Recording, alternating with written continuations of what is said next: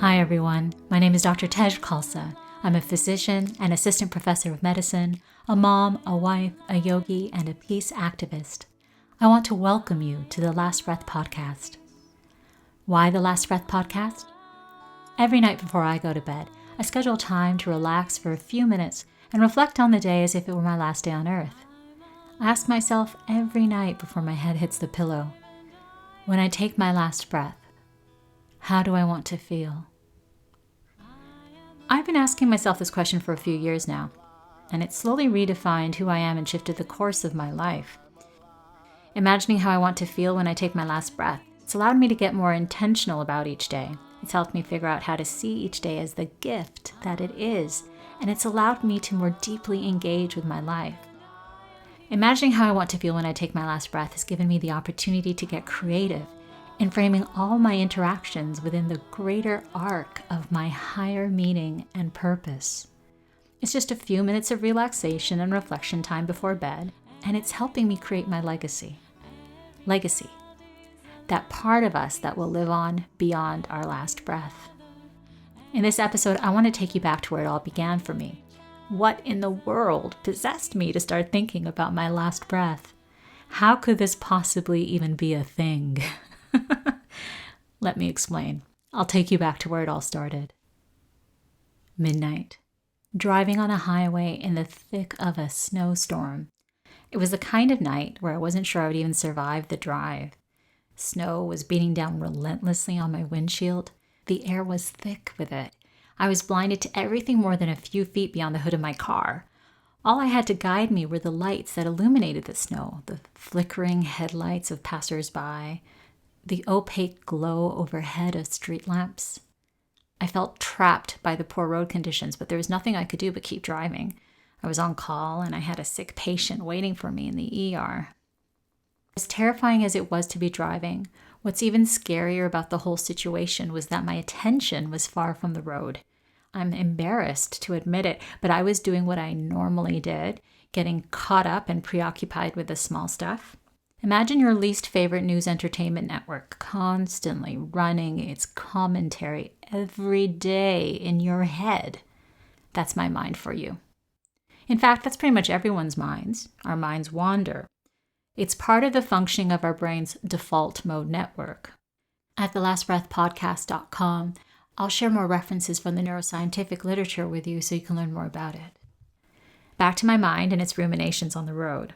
This one night I'm telling you about on call, driving into the hospital in the middle of a severe snowstorm, it happened about 7 years into my marriage. Back then, there was one show that my mind tuned into on a regular basis. Same bat time, same bat channel, in my head, every day. It was called Everything That Is Wrong with My Husband. The show started airing in my head only a couple weeks after our honeymoon. I mean, it feels awful to admit it, but it's true. Just 2 weeks after getting married, it started. And this is after marrying the love of my life, a man I admire and respect deeply. My husband's name is Siri. In our first year of marriage, Siri would come home from work only to find me ready to yell and yell at him. On this particular snowstorm edition of Everything That Is Wrong with My Husband, I was thinking about how I'd come home that day to our tiny apartment smelling like garbage. I blamed my husband for this, of course. He had spent the day with our son while I was at the hospital. He should have been the one taking out the garbage. Or so I thought. I had cooked dinner the night before and had left it in the fridge with instructions written on an 8.5 by 11 piece of computer paper on top of the casserole dish, explaining how long to heat it up and on what setting. But when I came home from work that day, hungry and tired, dinner was not ready. It was cold and still sitting in the fridge with the computer paper on top. I felt irritated and I felt really sorry for myself. What I should have felt was gratitude. Gratitude to come home to a happy baby who was safe and having fun with his devoted papa. But I don't naturally see life that way. The first thing I thought of when I looked at my baby was everything that was wrong and needed fixing. His lips and chin still caked with crumbs from his papa feeding him dinner, his nose running and needing a proper wipe. And so in the middle of this snowstorm, I mulled over the discontents of my marriage. And as I did it, the pettiness of the small stuff magnified and magnified into what felt like an insurmountable problem. I concluded that we would never be a power couple. We would never look successful in the eyes of society. We were doomed. At that point, I had to signal and get off the highway. I took an exit ramp off the bridge I was on and signaled to change lanes, hunching forward over my steering wheel. I still couldn't see any other cars. I felt overwhelmed by the terrible road conditions, trapped in what I thought was a failed marriage, and worst of all, I felt fed up. Fed up with myself and my miserable attitude. Then, out of nowhere, in the silence that emerged as I was changing lanes, a thought penetrated my mind. You know, Tej, when Siddhijan takes his last breath, what do you want him to think of you? My negativity vanished. I had never, ever thought about what I wanted my sweet husband to think of me when he took his last breath. But in the middle of the snowstorm that night, the answer came to me immediately. What I wanted him to think was just 6 simple words. She was the grace of God. And when I say the grace of God, I don't mean this in any kind of religious sense. In fact, this podcast isn't about religion, it's about our nobility. I believe that each one of us is born noble. We don't have to be born into a royal family to be noble. We are all born noble because there's actually parts of our brain that are devoted to our nobility, to our higher values. We are hardwired to experience grace, to practice compassion, to live with kindness, meaning, and purpose. The home of our higher values in our brain can be very simply summarized as being housed within the brain's focused mode network. To learn more about the focused mode network, visit our website for further reading. Part of the reason why I'm sharing the story of the snowstorm is I want to be honest on this podcast about how I struggle, because we all struggle. Stress is something we all experience, and it makes us reactive, prone to lashing out at each other. It's a big part of the dysfunction we see unfolding all around us. We struggle to see each other, to recognize each other as one human family. In this podcast, I'm hoping my personal stories can provide teachable moments that link more broadly to scientific concepts that can educate us about our mind's vulnerabilities. Being honest and aware of our vulnerabilities is the first step in creating a path to new possibilities, a path forward to our nobility. We can't bypass the tough stuff. Instead, we have to face the tough stuff, train our minds to understand our experiences through our noble values, and in doing so, we create the possibility for peace. Peace.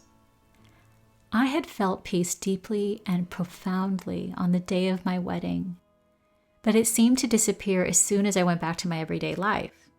Up until the snowstorm, in the first 7 years of marriage, the question of what my husband would think of me in his final moments had never occurred to me.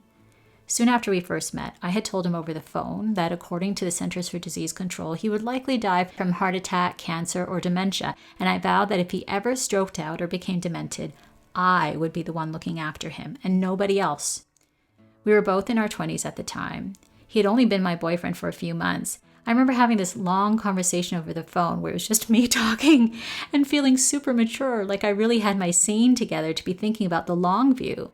But what I hadn't realized at the time was that there can't be a long view without a deeper view. And it wasn't until the night of the snowstorm that I stopped to consider the deeper view, the real reason we had linked our lives together as one, the true purpose.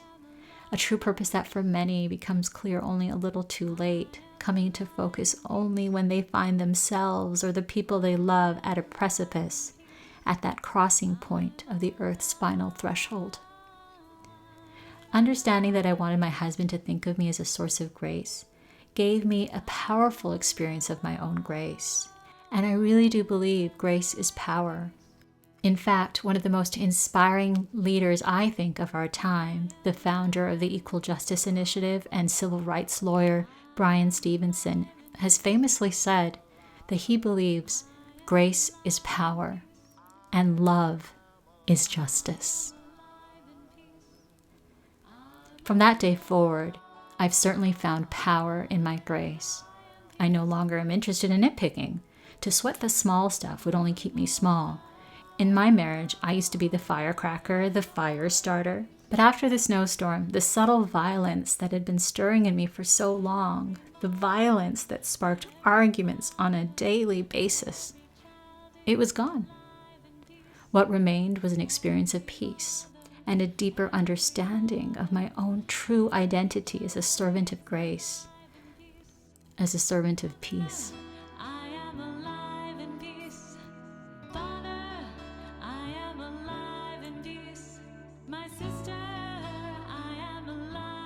The night of the snowstorm had a happy ending. I made it to the hospital. I saw my patient in the ER, started him on treatment, admitted him to the floor, drove home, and since then I have had only 2 disagreements with my husband in 4 years. And even our disagreements, they're hardly much of anything. Imagine fallen leaves in autumn when they fall to the ground and then they get stirred up a bit in the wind, only to rest back down again gently on the ground. So are our disagreements. Differences of opinion never escalate. It's no longer about me being right and he being wrong. Instead, I have my eyes on the bigger win. I know where the real power lies. When I look at everyday things, I might still see the negatives when I come home from work, but it immediately follows with this wellspring of gratitude for the larger abundance my husband's presence brings to my life. My husband's name is Siri. He's a beautiful, noble, black man who happens to have been given an Indian name at birth by his parents, who were both civil rights activists and lifelong yogis. His name means the greatness of the moon. My name comes from northern India, and it was given to me by my parents who were born there. I wasn't born in India myself. I was born in the UK in northern England, raised in Canada, and I fell in love with this wonderful American. My husband interprets his identity as the greatness of the moon to actually encompass the reflection of the whole universe. I see my name, Tejinder Kaur, the princess of the moon's aura, as the circle of light that surrounds the moon. But I can tell you this. But one thing I learned from the snowstorm is that we become even greater when we more deeply understand ourselves through the eyes of those who love us. In connecting my understanding of my name with my husband's understanding of his name, I've grown. I now see myself in a whole new way, my name included.